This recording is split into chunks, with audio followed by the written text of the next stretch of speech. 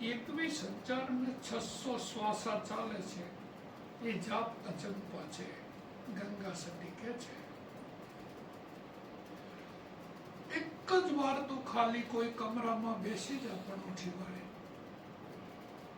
એ વચનની કિંમત સમજાય તો પણોઠી વાળે બેસી જાય એક દાડો હારા કમરામાં, સામે ઘડિયાળ રાખે, કાંટા ઉપર કાંટો ચડવા દે અને શ્વાસની રિધમ જે ચાલી રહી છે તારી નેચરલ તોડ મરોડ કર્યા સિવાય તેને સાથે સોહમને જોડી દે અને માંડ ઉચ્ચારણ કરવા શ્વાસોશ્વાસમાં સોહમનું.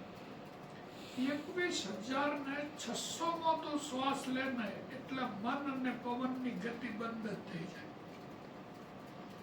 એ સત્યમ પરમ ધીમહિ છે, આખરી સત્ય છે. પણ કરે તો ને એટલે 5 મિનિટમાં તો બહાર આવા ગુરુજી મારે કુંડલીની જાગૃત થઈને આ બાજુ મોઢું કાઢે છે, આ બાજુ મોઢું કાઢે છે.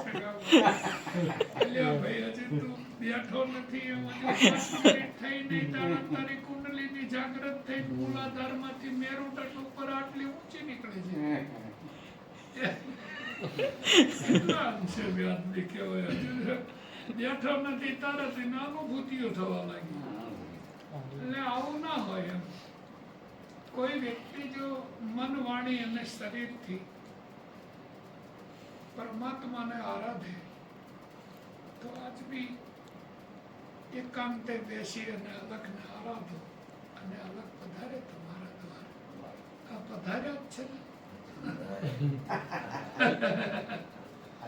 ના કેમ પધારે? મન વાણી અને શરીરથી સત્વચન બોલો, સત્વચને ચાલો અને સત્વચનનું આચરણ કરો તો શા માટે પરમાત્મા ના મળે કે